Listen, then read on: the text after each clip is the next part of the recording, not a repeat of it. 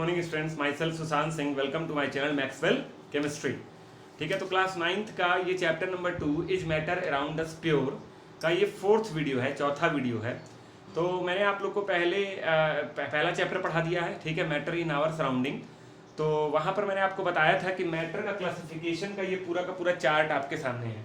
Matter का दो तरीके से क्लासिफिकेशन किया जाता है।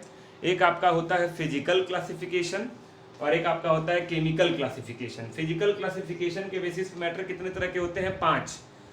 Super cooled state, solid, liquid, gas और super heated state. Super cooled को ही बोलते हैं बोस आइंस्टाइन कंडेंसेट और सुपर हीटेड को ही बोलते हैं प्लाज्मा स्टेट। तो ये पूरा का पूरा टॉपिक, ये पांचों का पांचों, ये पूरा टॉपिक जो है मैंने आपको चैप्टर नंबर 1 में पढ़ा दिया है। ठीक है, चैप्टर नंबर 1 में इसके वीडियोस आप चैप्टर नंबर 1 के वीडियोस को देखकर बड़े अच्छे से समझ सकते हैं। चैप्टर नंबर 2 में मैंने शुरू किया था chemical classification, chemical classification of matter. तो वहां पर मैंने आपको बताया था कि मैटर दो तरह के होते हैं, प्योर सब्सटेंस और मिक्सचर्स। प्योर सब्सटेंस दो तरह के होते हैं, एलिमेंट्स और कंपाउंड्स। तो प्योर सब्सटेंस, एलिमेंट्स और कंपाउंड्स की बात हम कर चुके हैं चैप्टर नंबर 2 के पहले या दूसरे वीडियो में, ठीक है। और मिक्सचर्स की बात भी हम कर चुके हैं, जिसमें से होमोजीनियस मिक्सचर, मैंने आपको बताया था होमोजीनियस मिक्सचर को एक नाम देते हैं सॉल्यूशन। होमोजीनियस मिक्सचर को ही क्या नाम देते हैं? सॉल्यूशन। और सॉल्यूशन में दो कंपोनेंट होते हैं, सोल्यूट और सॉल्वेंट। तो हम इसकी भी बात कर चुके हैं। और सॉल्यूशंस का कंसंट्रेशन निकालने के 3 तरीके मैंने आपको पढ़ाए थे, mass by mass percent, mass by volume percent, volume by volume percent.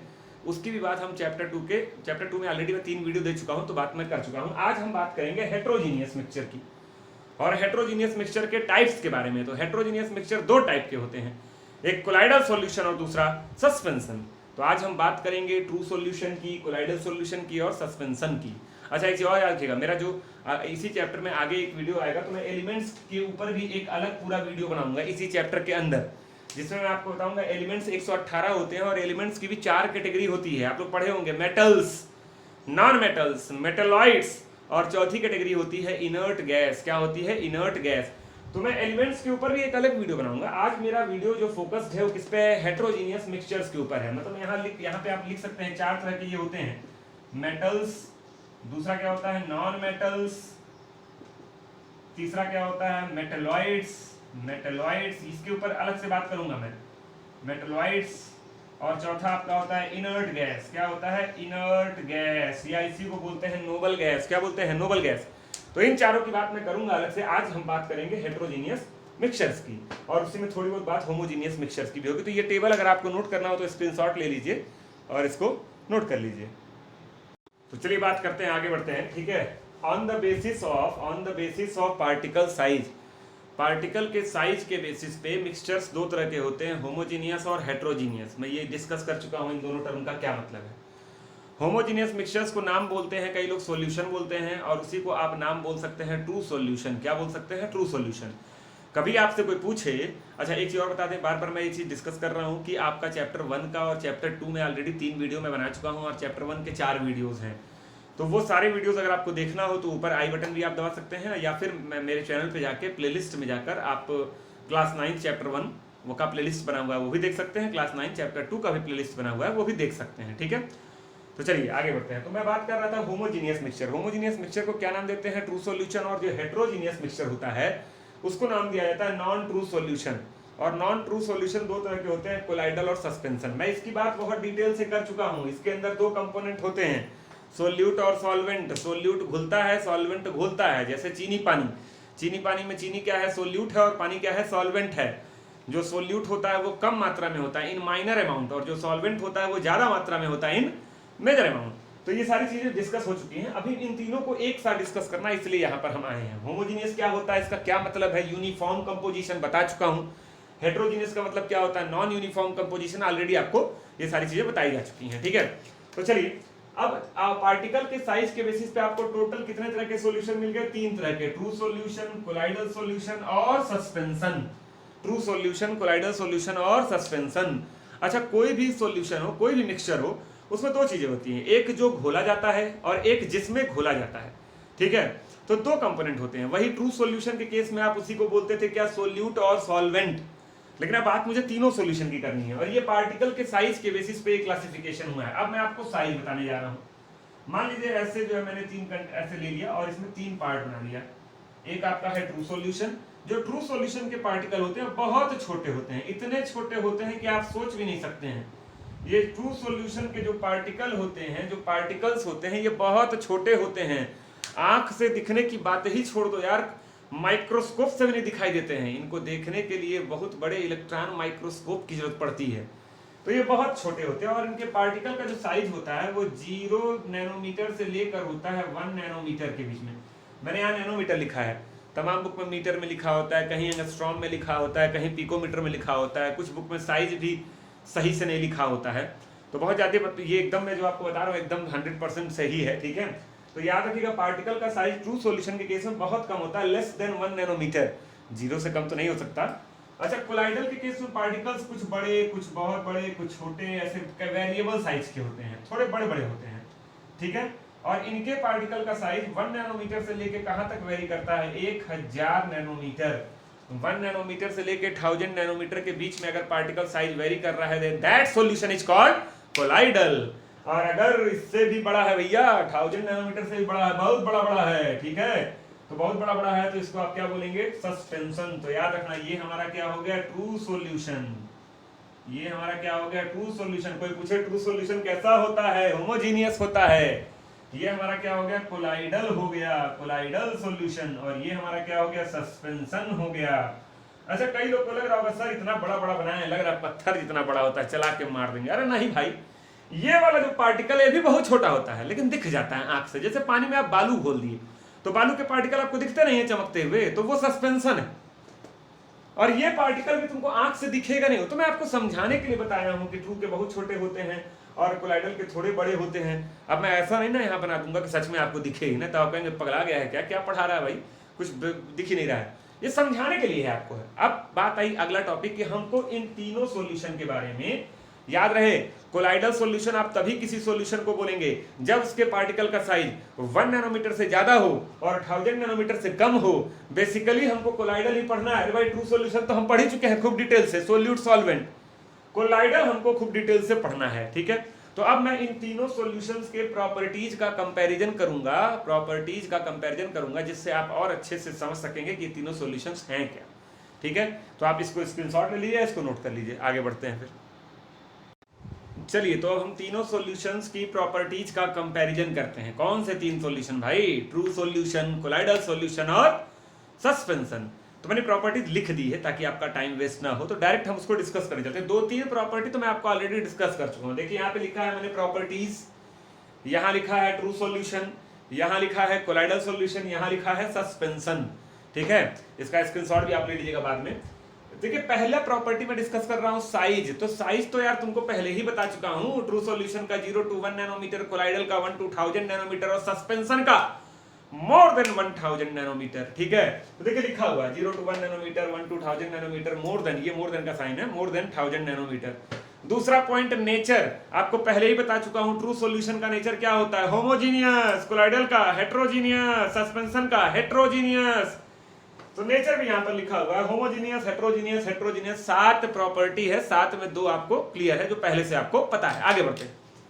तीसरा विजिबिलिटी, ये भी मैंने डिस्कस कर चुका हूं। ये तो ट्रू सॉल्यूशन के पार्टिकल क्या होते हैं भैया, बहुत छोटे होते हैं, इतने छोटे होते हैं कि आंख से भी नहीं दिखेंगे और माइक्रोस्कोप लेके देखोगे तब वो नहीं दिखेंगे। इसके लिए तुमको बहुत हाई ग्रेडेड, बहुत हाई क्वालिटी का माइक्रोस्कोप लेके चलना पड़ेगा। इलेक्ट्रॉन माइक्रोस्कोप लेके चलोगे तब कहीं जाकर तुमको ट्रू सॉल्यूशन के पार्टिकल दिखेंगे। अब आपके दिमाग में आ रहा है क्यों नहीं दिखते हैं सर, अरे भाई इतने छोटे हैं कैसे दिखेंगे, 1 नैनोमीटर से भी कम होता है उनके पार्टिकल का साइज। लेकिन कोलाइडल के पार्टिकल का साइज थोड़ा बड़ा होता है, तो आंख से तो नहीं दिखेंगे, लेकिन आंख से नहीं दिखेंगे, लेकिन माइक्रोस्कोप यूज करोगे तो दिखाई देंगे।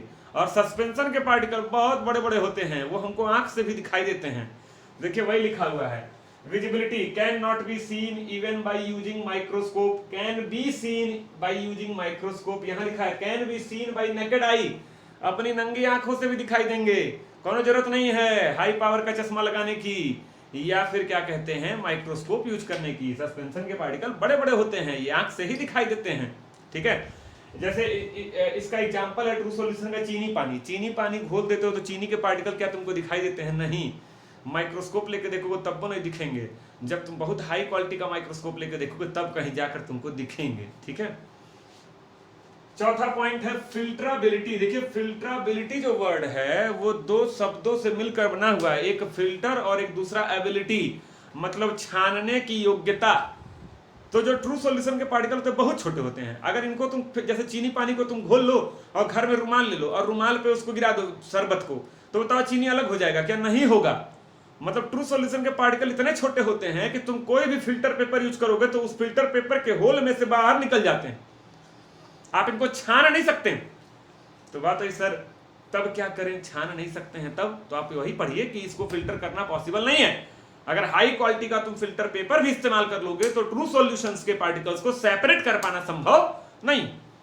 तो देखो लिखा भी हुआ है कि can not be filtered by high graded filter paper, मतलब लोकल की बतिये छोड़ दो यार, हाई ग्रेड भी नहीं कर पाएगा इसको, हाई ग्रेडेड फिल्टर पेपर कर देगा। जैसे milk is the example of colloidal solution, जो दूध घरों में आपके आता है वो कोलाइडल सॉल्यूशन का एग्जांपल। अब दूध के पार्टिकल्स को तुम हाई क्वालिटी का फिल्टर पेपर लेके अगर तुम छानोगे तो पनीर अलग हो जाएगा, पानी अलग हो जाएगा, मतलब दूध के पार्टिकल्स को तुम सेपरेट कर सकते हो लेकिन हाई क्वालिटी के फिल्टर पेपर से। अच्छा इसको ले, इसको घर ही में कर सकते हैं, रूमाल पे भी छान दोगे तो अलग हो जाएगा। पानी में बालू अगर गिर जाए तो आप घर में कोई बढ़िया महीन कपड़ा लेके उस पर छान दीजिए, बालू अलग हो जाएगा, पानी अलग हो जाएगा। तो can be filtered by normal filter paper. Filter paper मतलब वही रूमाल हो गया, घर का कोई कपड़ा हो गया, या लैब में गोल गोल व्हाइट रंग का रखा होता है वो वाला फिल्टर पेपर हो गया, या आपकी स्किन में होता है, बहुत मन करते स्किन में से काट के निकाल लेना, हमारी स्किन में भी होता है फिल्टर पेपर। यही रीजन है कि हमारी बॉडी के अंदर ब्लड दौड़ता है लेकिन कभी ब्लड बाहर आता है क्या? नहीं। जब हम एक्सरसाइज करते हैं तो पसीना बाहर आ जाता है, क्यों? क्योंकि पसीना क्या है? ट्रू सॉल्यूशन है। पसीना क्या है? ट्रू सॉल्यूशन है। इसीलिए हमारी स्किन का फिल्टर पेपर पसीने को नहीं रोक पाता है। लेकिन ब्लड क्या है? ब्लड कोलाइडल सॉल्यूशन है, इसीलिए हमारी स्किन का फिल्टर पेपर ब्लड के पार्टिकल्स को रोक लेता है। समझ में आ रही बात नहीं आ रही? क्योंकि ब्लड के पार्टिकल्स क्या होते हैं? थोड़े बड़े होते हैं, वो इसके होल में से बाहर नहीं निकल पाते हैं, और ट्रू सॉल्यूशन के पार्टिकल बहुत छोटे होते हैं, वो स्किन में जो लेयर है चमड़े की, जो फिल्टर पेपर भगवान हमको दिए हैं हाई क्वालिटी का, उससे निकल जाते हैं। कौन? ट्रू सॉल्यूशन के पार्टिकल, पसीना। तो आपका फिल्टरेबिलिटी हो गया। नेक्स्ट आते हैं ग्रेविटी। इसके पार्टिकल बहुत सिंपल है, ऐसे ही ओनली डिस्कस कर रहा हूं। ट्रू सॉल्यूशन के पार्टिकल बहुत छोटे होते हैं तो ग्रेविटी का कोई असर नहीं होता है। आप चीनी पानी घोल कर घर में रख दो, 2 घंटे 4 घंटे 10 घंटे 4 दिन 5 दिन 10 दिन, कभी ऐसा हुआ क्या कि चीनियां नीचे बैठ जाए? नहीं भाई, क्योंकि चीनी के पार्टिकल्स इतने छोटे होते हैं, या यूं कह लो ट्रू सॉल्यूशन के पार्टिकल इतने छोटे होते हैं कि उनके ऊपर ग्रेविटी का कोई असर नहीं। No effect. कोलाइडल पे बहुत थोड़े पार्टिकल बड़े बड़े होते हैं ना, थोड़े बड़े बड़े होते हैं तो थोड़ा बहुत असर होता है, लेस इफेक्ट। और सस्पेंसर में हाई इफेक्ट। आप आलू और पानी घोल के रख दीजिए, कुछ ही देर में देखा करो 2 या 4 सेकंड में बलुआ नीचे बैठने लगता है धीरे धीरे। ठीक, आगे बढ़ते हैं। नेक्स्ट पॉइंट आपका जो है ब्राउनियन मोशन। एक साइंटिस्ट थे जिनका नाम था रॉबर्ट ब्राउन। क्या नाम था? Robert brown. रॉबर्ट ब्राउन ने क्या कहा? रॉबर्ट ब्राउन ने सबसे पहली बार देखा, उन्होंने क्या देखा? किसी भी सॉल्यूशन के अंदर जो पार्टिकल्स होते हैं वो to and fro zig zag motion करते हैं। जिग जैग समझते हो? रैंडम मोशन, इधर गए इधर गए इधर गए इधर गए इधर गए इधर, to and fro zig zag random motion करते रहते हैं। कौन करता रहता है? किसी भी सॉल्यूशन के पार्टिकल। और रैंडम, उसी रैंडम मोशन को उन्होंने अपना नाम दे दिया, कहा मेरा नाम रॉबर्ट ब्राउन है और मैंने ही सबसे पहली बार इस रैंडम मोशन को देखा है, इसीलिए मैं इसका नाम रख दूंगा ब्राउनियन मोशन। तो जब भी कहीं पर किसी भी सॉल्यूशन में आपको लगे पार्टिकल्स रैंडम मोशन कर रहे हैं, to and fro zig zag motion कर रहे हैं, then that motion is called Brownian motion. तो बताओ ट्रू सॉल्यूशन के पार्टिकल रैंडम मोशन करेंगे? बिल्कुल करेंगे। कोलाइडल के करेंगे? बिल्कुल करेंगे। लेकिन सस्पेंशन के पार्टिकल ग्रेविटी की वजह से नीचे बैठ जाते हैं तो वो रैंडम मोशन नहीं करते हैं। तो Brownian motion true solution show करता है, सोज। कोलाइडल सोज, सस्पेंशन नॉट सोज। अब आपको ब्राउनियन मोशन का डेफिनेशन लिखना हो तो लिख लो कि scientist Robert brown firstly observe that, या फर्स्टली सी दैट कि particles of any solution move in random motion, perform zigzag motion, to and fro motion. This motion is firstly observed by Robert Brown. That's why this type of motion is called Brownian motion. तो आपको note करना होता है, pause करके note कर लीजिए, फिर आगे बढ़ते हैं। Next, Tyndall effect. Tyndall effect बोलिए, टिंडाल इफेक्ट बोलिए, एज ऑलवेज जैसे जो आपकी मर्जी वो बोलिए। टिंडल इफेक्ट क्या होता है, जरा इसके बारे में भी डिस्कस कर लेते हैं। टिंडल इफेक्ट क्या होता है? Scattering phenomena of light. Scattering का मतलब होता है बिखर जाना। Scattering phenomena of light is called Tyndall effect. जब लाइट ही बिखर जाए, then that phenomena is called Tyndall effect. अच्छा, जानते हो टिंडल इफेक्ट का फायदा क्या होता है? जो पार्टिकल्स हमको नॉर्मली अपनी आंख से दिखाई नहीं देते हैं, अगर किसी सॉल्यूशन में टिंडल इफेक्ट परफॉर्म हो जाए तो वो पार्टिकल हमको दिखने लगते हैं, तो वो पार्टिकल हमको दिखने लगते हैं। तो चलिए उसको हम डिस्कस करते हैं। तो आप जरा इसको स्क्रीन, अभी इसको डिटेल में डिस्कस करेंगे। इसको आप नोट करिए, मैं ऊपर वाला कुछ चीज मिटाऊंगा, नीचे वाली लाइन को लिखा रह रहा हूँ मैं, ठीक है? खाली ऊपर वाली बीच वाली चीजें मिटा रहा हूँ मैं। बीच वाली चीज मिटा दिया मैंने, ऊपर लिखा हुआ नीचे लिखा हुआ। अब बात करते हैं टिंडल इफेक्ट की। तो scattering phenomena of light, light का बिखर जाना। अच्छा एक चीज बताओ, कोई भी चीज बिखरती कब है? जब एक्सीडेंट होता है। जब दो चीजों में एक्सीडेंट होता है तब कोई चीज बिखरती है। और बिखरता कौन है? जो छोटा होता है भाई, जो छोटा होता है वही बिखरता है। एक ट्रक वाला चल रहा है और मोटरसाइकिल वाले से भिड़ गया तो ट्रक बिखर जाएगा क्या? नहीं, आप देखेंगे मोटरसाइकिल वाला बेचारा रोड पे पूरा छितराया हुआ है, बिखरा हुआ है। तो स्कैटर वही होता है जो छोटा होता है। अच्छा, जब लाइट की हम बात करते हैं, लाइट की, तो लाइट के साइज को हम कैसे मेजर करते हैं? वेवलेंथ से। कैसे मेजर करते हैं? वेवलेंथ से। तो ये बताओ, अगर तुम एग्जांपल देके समझा रहा हूं, अगर ट्रू सॉल्यूशन है, क्या है बोलो? True solution. ये आपका है ट्रू सॉल्यूशन, ध्यान देना। अच्छा, तो इसके पार्टिकल छोटे हैं कि बड़े हैं? बहुत छोटे हैं, इसके बहुत छोटे हैं। मैंने बाहर से पास किया लाइट। क्या पास किया? लाइट। बहुत ध्यान समझना, लाइट। और लाइट का साइज है लैम्डा। बोलो क्या है? लैम्डा। लैम्डा मतलब वेवलेंथ। वेवलेंथ का मतलब किसी भी रेडिएशन का साइज, किसी भी रेडिएशन की मोटाई। तो ये बताओ, तुम लोग खुद सोचकर बताओ कि लैम्डा और इस पार्टिकल के साइज, पार्टिकल का साइज है less than 1 nanometer, true solution की बात हो रही है, और लैम्डा भी कुछ होगा। बताओ ज्यादा चांसेस क्या है, कौन कम होगा, पार्टिकल या लैम्डा? अबे भाई लेस देन 1 नैनोमीटर है यार, 1 नैनोमीटर से भी कम है, मतलब पार्टिकल का साइज कम होने के चांसेस क्या है? ज्यादा है। तो ये बताओ, जब इन दोनों में एक्सीडेंट होगा, पार्टिकल में और लैम्डा में, तो कौन बिखर जाएगा? जो छोटा होगा। और छोटा कौन है? पार्टिकल है। तो पार्टिकल बिखर जाएगा, लाइट बिखर नहीं करेगा। लाइट अंदर जाएगा, इसको टक्कर मारेगा, इधर फेंक देगा और खुद सीधे निकल जाएगा। लो मन, मैंने क्या बोला था? जब लाइट बिखरता है then that effect is called Tyndall effect. Light बिखरा ही नहीं, तो बताओ true solution Tyndall effect show करेगा? नहीं। तो देखिए नीचे लिखा हुआ है not shows, Tyndall effect true solution not shows. आगे बढ़ते हैं, कोलाइडल। मैंने ले लिया कोलाइडल सॉल्यूशन, देखो नीचे लिख दिया कोलाइडल सॉल्यूशन। चलो आपको समझा रहा हूं मैं कोलाइडल सॉल्यूशन। इसके पार्टिकल आपको मैंने बताया था, कुछ बड़े कुछ छोटे, कुछ बड़े कुछ छोटे होते हैं। अब मैंने यहां से पास किया लाइट, लैम्डा। अब बताओ दिमाग लगाकर कौन बड़ा है? बड़ा होने के चांस कौन है, किसके हैं? साइज के, पार्टिकल के। पार्टिकल बड़ा है भाई, 1 से लेके 1000 नैनोमीटर। अब जब लाइट इस पार्टिकल से टकराएगा तो बताओ, मान लो इस पार्टिकल से यहाँ एक पार्टिकल, इससे लाइट टकराया तो बताओ कौन बिखर जाएगा? लाइट बिखर जाएगा। तो ये देखिए लाइट बिखर गया, इधर इधर इधर इधर इधर, लाइट बिखर गया। जब लाइट बिखर गया, पूरे सॉल्यूशन में बल्ब जल गया, पूरे सॉल्यूशन में उजाला हो गया। कोलाइडल सॉल्यूशन के पार्टिकल आंख से नहीं दिखते थे, लेकिन लाइट के बिखरने की वजह से सॉल्यूशन के अंदर उजाला हो गया। अब हमको वो पार्टिकल दिखाई देंगे, अपनी इसी आंख से दिखाई देंगे, जो कल तक नहीं दिखाई दे रहे थे अब दिखाई देंगे। मतलब क्या हुआ भाई? कि कोलाइडल सॉल्यूशन के पार्टिकल्स को देखा जा सकता है। क्या परफॉर्म करा के? टिंडल इफेक्ट परफॉर्म करा के। टिंडल इफेक्ट का मैं आपको एक बड़ा कॉमन सा एग्जांपल दे रहा हूं, जो हमारे क्या कहते हैं अगल बगल होता है। कभी आप लोग रोशनदान आपके घरों में होगा, रोशनदान होगा, या सीढ़ी के अगल बगल, सीढ़ी से जब उतरते हैं रेलिंग पकड़ के तो जगह होती है, कभी सनलाइट आते हुए अगर आप ऐसे देखेंगे, ऐसे सनलाइट आ रही होगी रोशनदान से, खिड़की से, तो आप देखते होंगे उसमें डस्ट के पार्टिकल उड़ते हुए और चमकते हुए आपको दिखाई देते हैं। अच्छा, तो हमारे जब आप दो लोग खड़े होकर बात करते हैं तो आप दो लोगों के बीच में खूब ढेर सारा एयर पार्टिकल होता है, लेकिन दिखता नहीं है। लेकिन जब वही रोशनदान से सनलाइट आती है या छन छन के कुछ आता है तो आपको वो पार्टिकल दिखाई देने लगता है। मतलब नॉर्मली वो पार्टिकल नहीं दिख रहा था, लेकिन जब लाइट उसके ऊपर पड़ी, जब लाइट स्कैटर कर गई तो वो पार्टिकल आपको चमकने लगा। That is also the example of Tyndall effect. तो वो भी टिंडल इफेक्ट का क्या है? एग्जांपल है। तो मैंने आपको बता दिया। अच्छा, कई लोग कह रहे होंगे सर सस्पेंशन में लिखे हैं नॉट सो, ही का है, इसके पार्टिकल तो और बड़े होते हैं।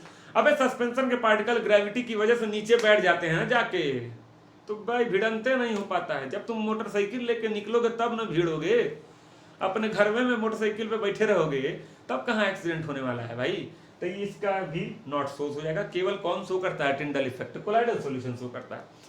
तो सारी प्रॉपर्टीज का मैंने कंपैरिजन कर दिया, आपने स्क्रीनशॉट ले लिया होगा, नहीं खूब बढ़िया से नोट्स बना लीजिए, नहीं बनाए हैं तो बैक करके वापस से जाके आप इसको जो है देखकर नोट्स बना लीजिए। अब हम आगे बढ़ते हैं, टाइप्स ऑफ कोलाइडल सॉल्यूशन की ओर बढ़ेंगे धीरे धीरे। इसको आप नोट करना हो तो कर लीजिए। बात करते हैं, जैसे मैंने आपको बताया था कोलाइडल सॉल्यूशन हम लोग को बेसिकली डिटेल में पढ़ना है। कोलाइडल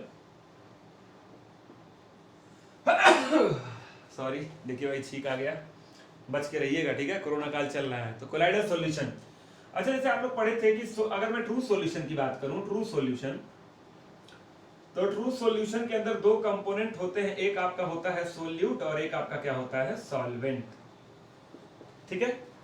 वैसे ही कोलाइडल सॉल्यूशन में भी दो कंपोनेंट होते हैं, एक आपका होता है सोल्यूट और एक आपका होता है सॉल्वेंट।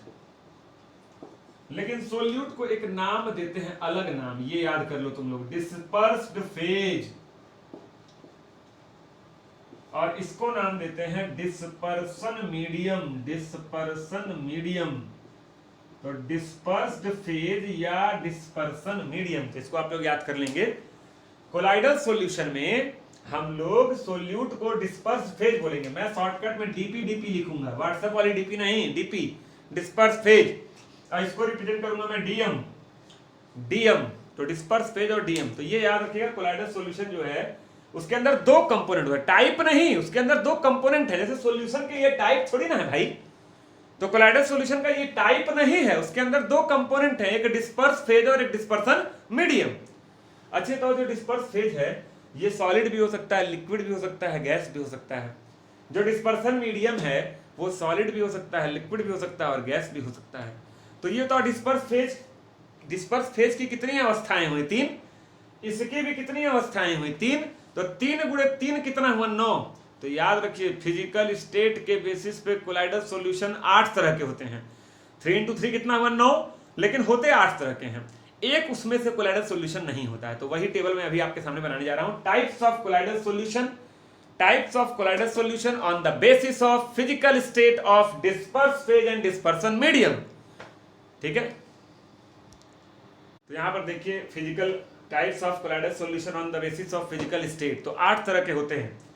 ये डीपी का मतलब डिस्पर्स फेज, डिस्पर्स फेज का मतलब सोल्यूट, डीएम का मतलब डिस्पर्सन मीडियम, डिस्पर्सन मीडियम का मतलब सॉल्वेंट, और ये फेज है solid solid solid, liquid liquid liquid, gas gas gas. तो लास्ट वाला गैस नहीं लिखा हूं, क्योंकि गैस और गैस का जो मिक्सचर होता है वो कोलाइडल नहीं होता है। हम लोग कोलाइडल सॉल्यूशन पढ़ रहे हैं, कहने का मतलब ये है कि पार्टिकल का साइज 1 से 1000 नैनोमीटर के बीच के रेंज में होना चाहिए। अब आपके कमरे में हाइड्रोजन गैस भी है, ऑक्सीजन गैस भी है, नाइट्रोजन गैस भी है, गैस गैस का मिक्सचर ही तो है, लेकिन उनके पार्टिकल का साइज 1000 नैनोमीटर से या तो ज्यादा है या तो 1 नैनोमीटर से कम है, इसीलिए हम उसको कोलाइडल सॉल्यूशन नहीं बोलते हैं, ठीक। तो इसका मतलब क्या हुआ? देखिए solid in solid, solid in liquid, मतलब ये मिलाया जा रहा है इसके अंदर, ये मिलाया जा रहा है इसके अंदर, ये मिलाया जा रहा है इसके अंदर, ये कम मात्रा में है और ये ज्यादा। डीपीडीएम, डिस्पर्स फेज, डिस्पर्सन मीडियम। अब इसको तुमको याद करना है, थोड़ा सा रटना है, नाम तो आपको याद रखना है, नाम और एग्जांपल। मैं थोड़ा थोड़ा आपको समझा रहा हूं। जब किसी सॉलिड को, बस बोर्ड पे देखिएगा, मैं बोर्ड से हट जा रहा हूं, पूरा बोर्ड भरा हुआ है। तो जब सॉलिड को सॉलिड में मिलाओगे तो ऐसे कोलाइडल सॉल्यूशन को बोलते हैं सॉलिड सॉल। लेकिन दिमाग में बैठा लो भैया, पार्टिकल का साइज 1 से 1000 नैनोमीटर के बीच में ही होना चाहिए। एग्जांपल देख लीजिए, जैसे एलॉय, एलॉय का मतलब क्या होता है? Mixture of metals, mixture of metals, कई तरह के मेटल्स को मिलाकर जब कुछ बनाया जाता है, दैट इज कॉल्ड एलॉय। आप लोग सुनते होंगे घरों में एलॉय व्हील है, हमारी गाड़ी में एलॉय व्हील लगा है। तो एलॉय क्या होते हैं? बहुत स्ट्रांग होते हैं, बहुत मजबूत होते हैं, मेटल्स को मिलाने से बनते हैं, और सारे मेटल्स क्या होते हैं? सॉलिड होते हैं, मरकरी को छोड़कर। तो एलॉय कई तरह के सॉलिड का मिक्सचर होता है। कलर्ड ग्लासेस कई तरह के सॉलिड का मिक्सचर होते हैं। तो ये सब किसके एग्जांपल हो गए? सॉलिड सॉल के। सॉलिड इन लिक्विड, मतलब लिक्विड ज्यादा सॉलिड कम, तो जो बनता है उसको बोलते हैं sol, SOL sol. Example paint, paint में क्या होता है? लिक्विड कंटेंट ज्यादा होता है और सॉलिड कंटेंट क्या होता है? कम होता है। सेल फ्लूइड, बॉडी के अंदर तमाम तरह के सेल्स होते हैं, उनके अंदर जो फ्लूइड के फॉर्म में भरा होता है, लिक्विड की तरह लगता है, लेकिन उसमें थोड़े बहुत सॉलिड कंपोनेंट भी होते हैं। तो याद रहे, लिक्विड के अंदर अगर सॉलिड है, लिक्विड में अगर सॉलिड है तो सॉल, एग्जांपल पेंट हो गया, सेल फ्लूइड हो गया। अगला सॉलिड इन गैस, मतलब गैस के अंदर सॉलिड घुस जाए।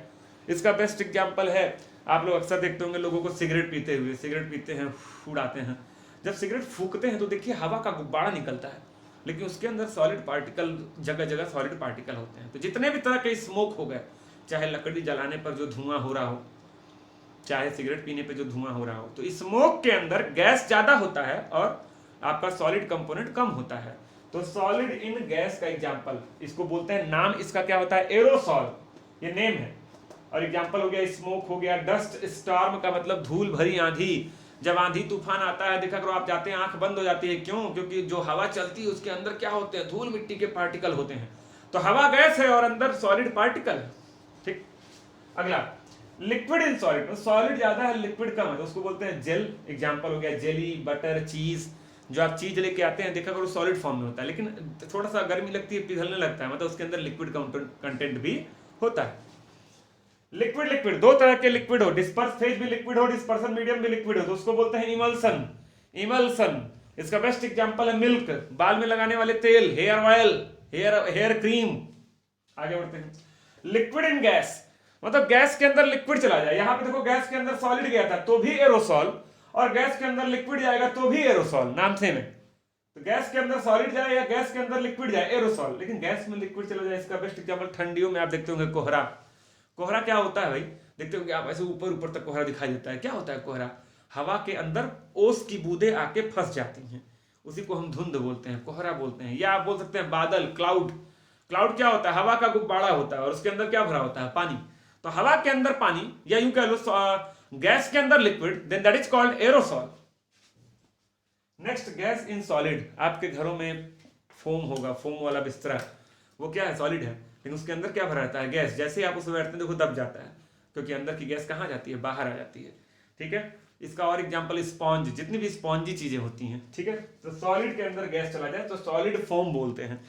एग्जांपल हो गया स्पॉन्ज हो गया, फोम रबर हो गया। ठीक है, next, gas in liquid. Liquid के अंदर गैस चला जाए, इसका बेस्ट एग्जांपल होता है, कभी शेविंग क्रीम घर में किसी को करते देखे होगे, तो शेविंग क्रीम लगाते हैं लोग, ब्रश लेते हैं, हल्का सा पानी लेते हैं, ऐसे रगड़ते हैं, इतना झाग हो जाता है। सोचो इतना सा लिक्विड और इतना ज्यादा झाग कैसे हो गया? जादू। क्योंकि अगल बगल की जो एयर होती है उस लिक्विड के अंदर क्या हो जाती है? घुस जाती है। तो जब गैस घुस जाता है लिक्विड के अंदर तो उसको बोलते हैं फोम।